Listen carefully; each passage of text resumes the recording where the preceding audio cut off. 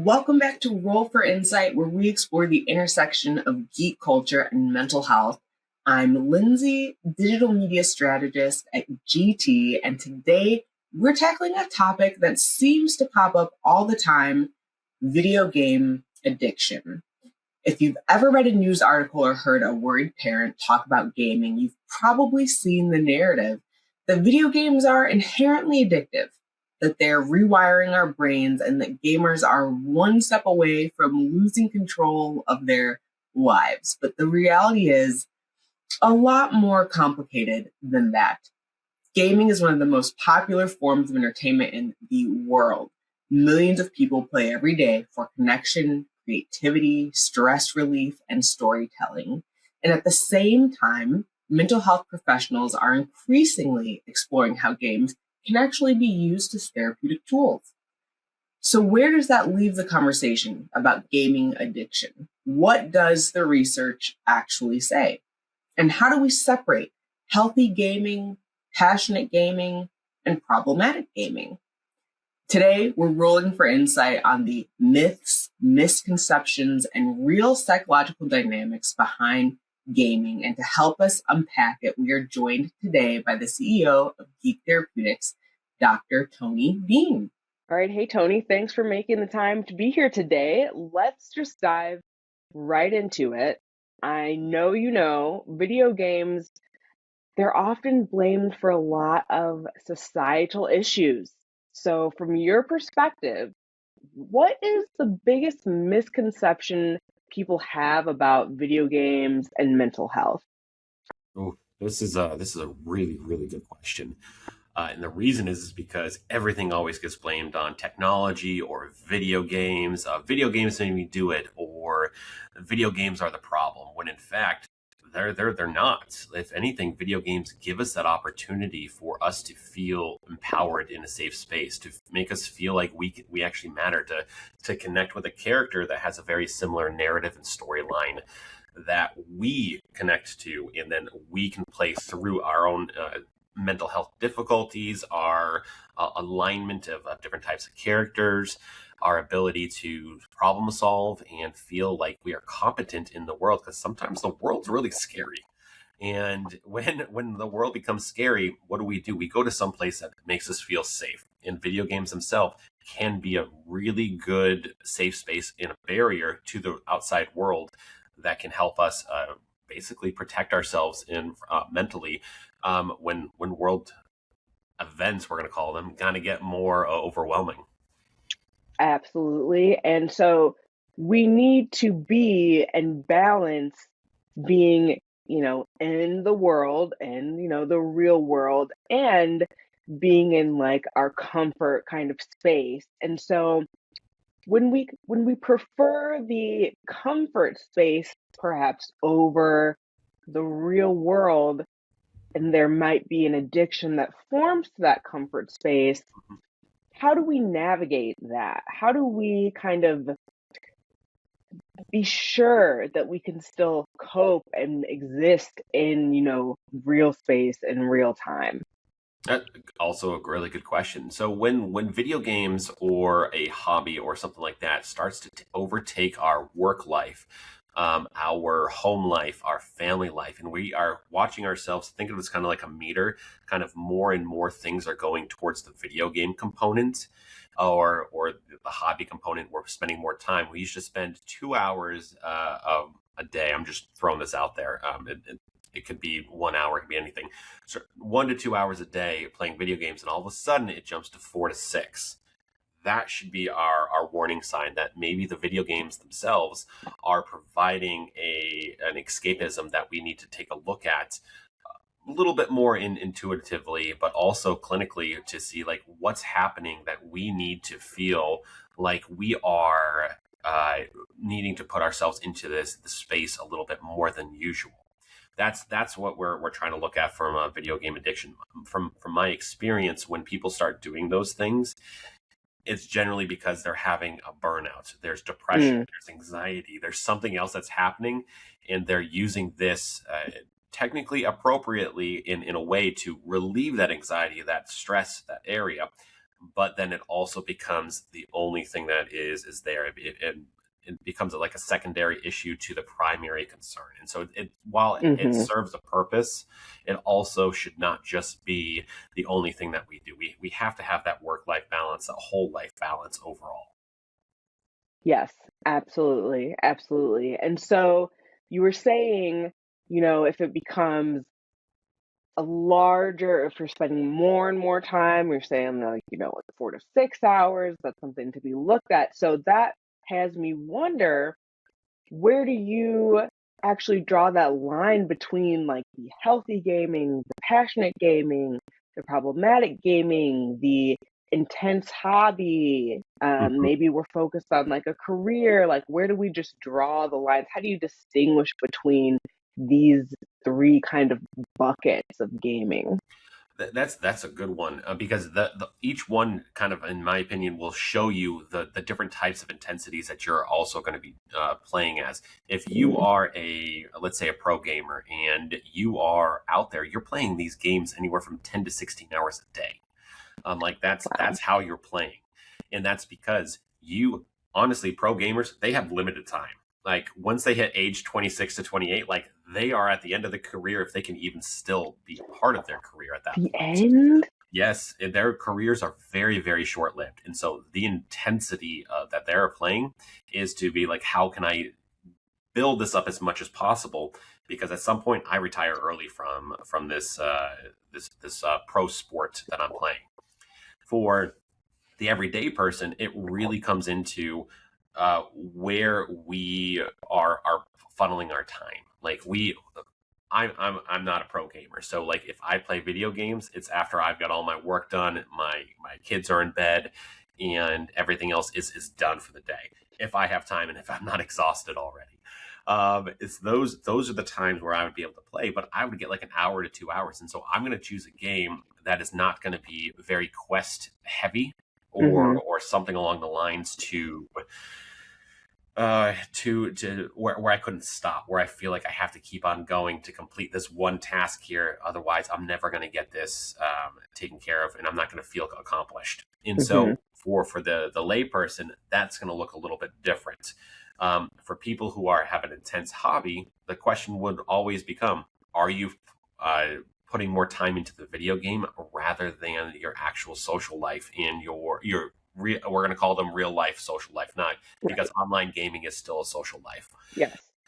um, into your in-person interactions rather than your online. Those are the questions we're really looking for: is how much time are you dedicating towards that versus going in the opposite direction. Yeah. Okay. Got it. Absolutely.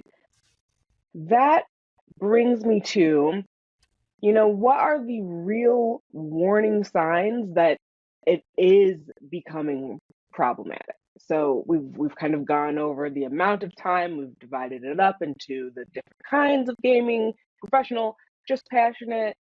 But what is the real warning signs? Because as you were saying, some folks can spend, as long as their work gets done, you can spend a lot of time playing games. And I can imagine that looks different person to person. So, yeah, if you could let us know, like, what are the real warning signs? When you become more isolative, you grades drop when you are not necessarily doing the things that you normally would have liked to do before. So let's say, let's use an adolescent teenager in this one as Hmm. an example. So let's hypothetically say someone is enjoying playing a sport and they have high grades and they are in social activities, and so they're out socializing with their friends and everything. Then all of a sudden they stop playing that sport for some reason. They don't know why. They just stop. They're not going out with their friends in real life anymore. Their grades have gone from straight A's down to C's and D's and B's and things like that. Those are our warning signs. Like those are systematically issues that we're looking at. One, there's a mental health thing going on here that we need to be working on with our adolescents. But then you throw video game time on top of that, you're starting to see them play more video games, be more engaged with the virtual world. They're again starting to use that in a coping way that is Mm, considered to be unhealthy. in some ways. Does it mean that they have to stop playing video games? No. It means that we just need to get a better balance going on and being like, what's actually happening? Is something happening at school? Do you feel like there's some hormonal changes because adolescents go through that? Is there something that's happening there? Generally, those are signs that parents should be looking at to kind of get a better idea of what's happening with their children. Okay, so you mentioned, things that they could be coping with. Mm-hmm.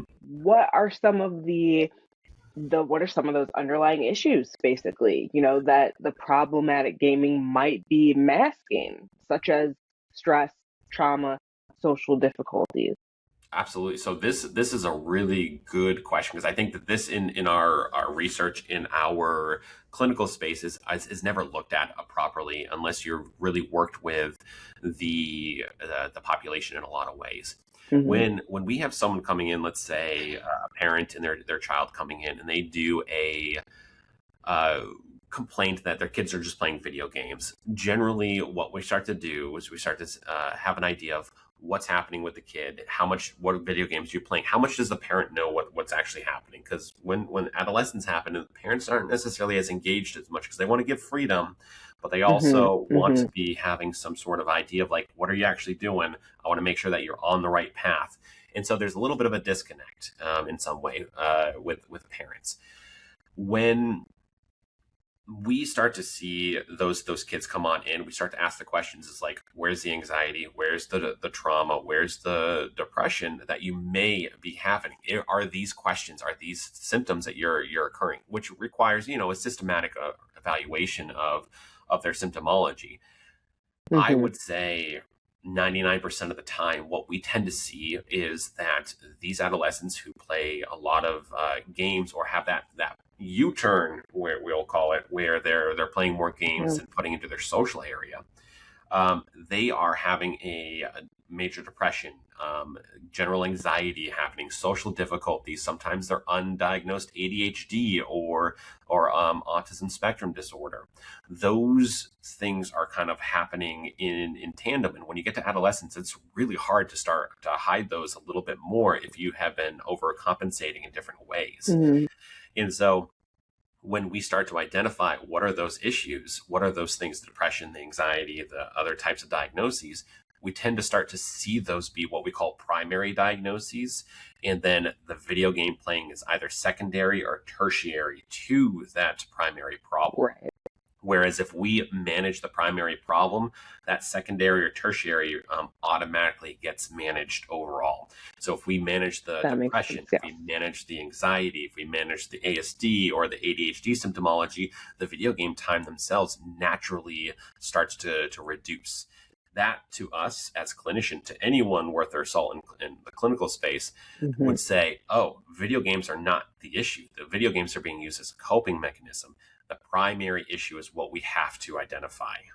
Yes, it is always about getting down to the root of the issue, never just the things cropping up or trimming the branches. We really want to get to the root because that's how, right, things get resolved on like the fundamental level, is what I'm hearing. Yes, absolutely. It's always about what is the primary issue. The more primary information that we have, the better we can help the person in front of it. I Mm-hmm. think one of our issues in the clinical space is that we like to overcompensate in one diagnosis at the behest of or the detriment of all the Mm-hmm. other ones. And so if we only tunnel vision ourselves and we only see that we are in a space of like, oh, well, you're playing a lot of video games, of course you're not getting that done.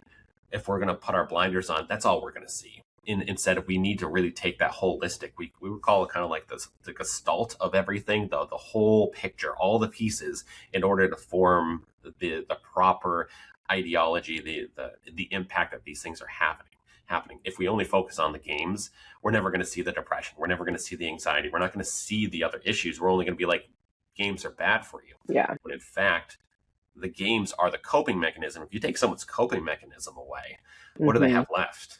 Mm-hmm. That makes a lot of sense. That makes a lot of sense. So we want to be gentle in how we go about the healing process. Yeah. So that said, there's been some admission really in the video game industry and like the mobile gaming industry as well, where they're really kind of designed to hook people. Even, what I think about is like the Netflix, like, are you still watching? That kind of like, hey, are you still there? Let's keep that attention hooked. And so these mechanisms are being kind of deployed for their own purposes, right? To either like spend the money to get the jewels or to keep building your farm plot or whatever it may be. How do we share that information, or what do you know about that? And how can we kind of like retain our agency and still have fun and just like marry the two together? It's so mobile games themselves are designed to engage the person in that they're the person who's playing, right? And so there's usually a lot of different types of ways that they would, I would say, engage the individual across a medium of spectrum, a spectrum overall. The concept is like, cool, you have this one thing, we're going to slowly build you into that. Now we're adding this next thing. Oh, here's your reward for completing that puzzle. Here's your other things that are kind of happening a little bit. Those are games that are just meant to get us to engage a little bit more. They're focused on the concept of, I would say, I'm not a big fan of the dopamine hypothesis that's out there. And the Okay. reason, and Tell the us what that reason, is. so the dopamine hypothesis is that the more engagement we have with in different types of mobile apps or something else, we're going to do things that make us feel good, right? So the whole argument against mobile games right now is that they're addictive, that they are dopamine processing centers, that they go and create a reward system in our brain. There's a partial truth to that, but it's not to the level of what they are trying to say. I believe Chris Ferguson did a really, really good book called Moral Combat, and he actually went and reviewed all of the research around it. He actually found out that eating cheese pizza or eating cheese in itself actually creates more dopamine than playing video games. I do So, know this to be yeah, I true. mean, cheese. Why would we not want to eat cheese, right? It's Huge fan. so when I believe the research likes to say that when you play games that have that dopamine and it's increasing your dopamine levels, so that your feel good chemical, when you play video games, it increases it by 100%. Cheese pizza, 300%. Cocaine, 1,500%. I mean, if we're going to be looking at this thing, let's look at it holistically from everything. Sure, you're going to get some dopamine. Also, you're going to get a dopamine from holding a baby, from petting your animal, from going on a run, from playing in sports, from engaging in all these other things. Is there a reason that we don't also look at those levels in ways? It's because it changes the narrative for us. And when we have all the information, when we have that narrative and everything, it doesn't look as intense as what it's actually trying to be portrayed as. So that's kind of like one of the reasons I'm not a big fan of the dopamine hypothesis that's out there. So then it sounds like there's some myths circulating and some like easy things to kind of grab onto and run with it, really. So what is one myth then about video games that you wish mental health professionals would just kind of like gently put down, let's say, because it sounds like we just touched on one a little bit. What is one more? I would say that playing video games with friends online are not real friends, because Oh that is gosh. my least favorite thing to say. Like, is that person a person? They're like, yes. I'm like, are they engaging with them multiple times? Yes. Do they talk to them about different aspects? Absolutely. That's a friend. Like, just because they're not face to face, like our culture is Yeah. technology going crazy up there. Like we are going to see a massive change over this next couple decades of technology. And to say that online friends are not real friends, devastating It is. to your It child. absolutely is. Yeah, It and to other absolutely is. people. There are so many stories out there that people have played video games together. The one that comes to mind is the World of Warcraft Guild. They played together for like 5 to 10 years, and then someone was diagnosed with like a terminal illness. You know what they did? They all came to the hospital to support that person and be there with them. They've never Mm-hmm. met in real life. Like how could you? And you're gonna try to tell the world like, oh, those aren't real friends. They just spent all that No money way. to come to you to be supportive, to spend time with you, because of those relationships that you had online. So that's my biggest gripe. I think that people don't believe that that online relationships are real. I'm so glad you brought that up. I'm so glad you brought that up because it brings me back to the Tumblr days in my own life and, responsibly making friends. And we would have similar conversations like, how could people say this? How could people say this? So I'm so glad you brought that up. I want to just ask, what does the research actually say about the relationship between video games and mental health? Like, just the research alone, right? The feelings aside, what is actually being uncovered there? So it's going to depend on which research you decide to read. Mm, This is a little bit of a polarizing event in the research. There generally are two sides to everything. If you were to look at the research that focuses on the addiction component, they would say all video games are bad. If you're looking at the research that is very pro video games, which is a little bit more on the side that I fall on, hmm you would say that they have all these great benefits in lots of different ways. I would say we're probably somewhere close in the middle, and that's why we kind of label it as like more of a problematic gaming component. That these can be problems, but so can everything else. Everything in moderation is really what we're striving for.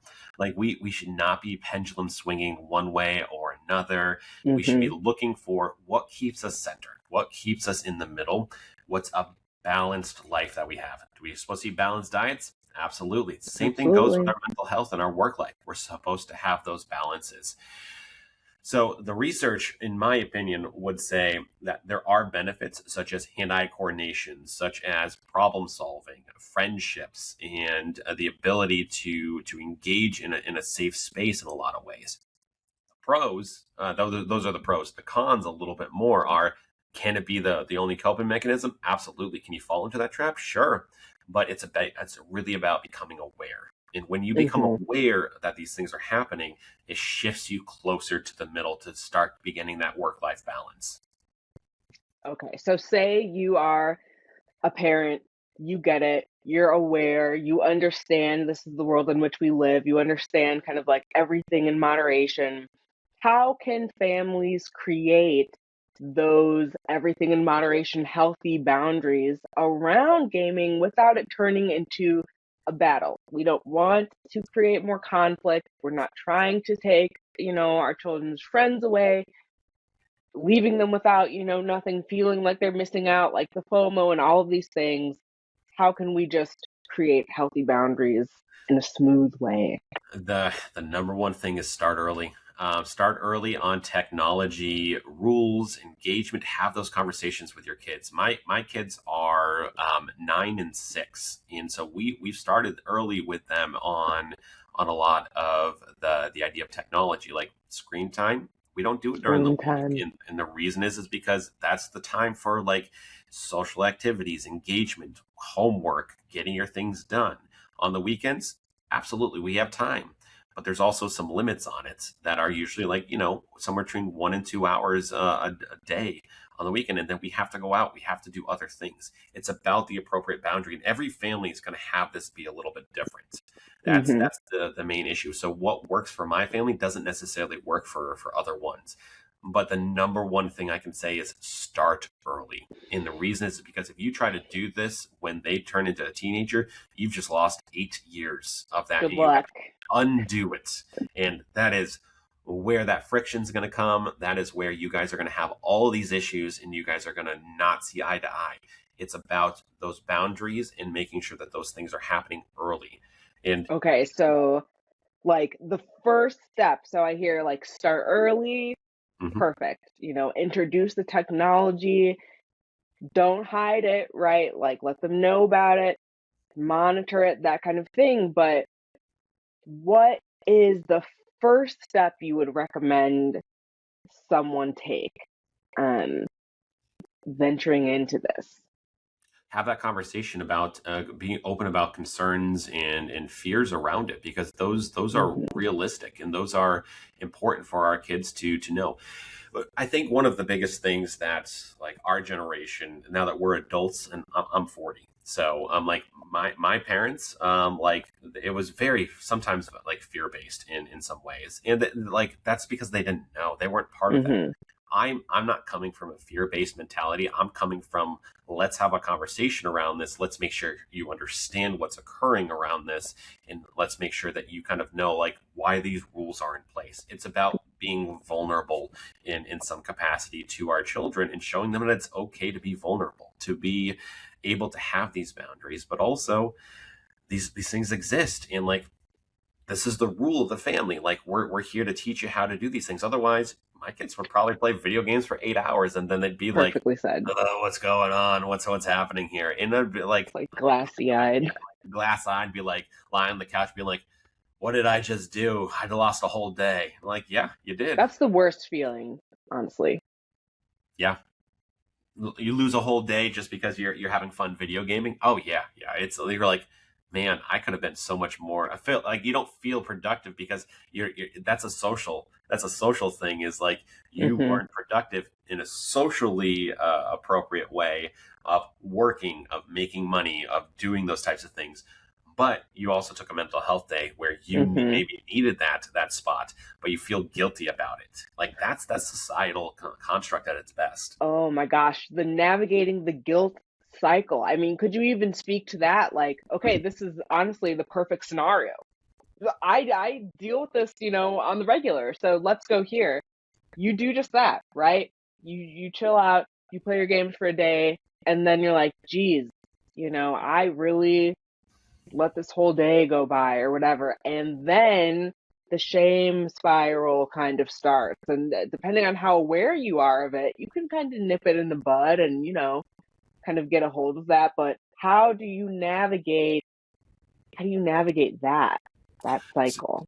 so it's about acknowledgement of like, maybe I needed that time. Maybe it's something of where I was productive in the game, but I also need to be resilient and productive for my own personal mental health. We're not meant to be working as intensely as we are these days. Like there's tools and there's avenues that are out there that are very very helpful for us, and we're not always utilizing them as much. Me myself, I work anywhere from 40 to 65, 70 hours a week. I sometimes need a day to be like, I don't want to hear from anybody, I don't want to talk to anybody, I will deal with the fallout of that the next day. I accept my responsibility for that, but I also need Hmm. to just do what I've got to do. I've got to do what I got to do for myself in that moment. And so, like, the next day, will I feel guilty? Yeah, because I feel like, man, all these other people are working. Like I wasn't doing that yesterday, or I didn't accomplish anything. And be like, no, I actually did accomplish something. I accomplished what I needed from me in that moment, and that in itself is more powerful than being what someone else in the society kind of like pushes on you.